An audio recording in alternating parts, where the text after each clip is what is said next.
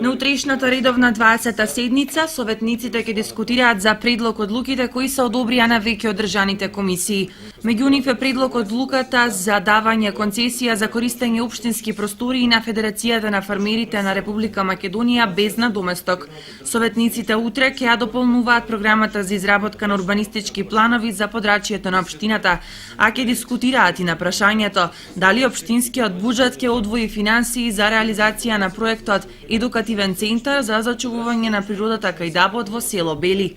Една од пообсежните теми е донесување на годишната сметка и усвојување на годишниот биланс на погребалното друштво Дуел Кучани во ликвидација, како и одлуката за негово целосно разрешување.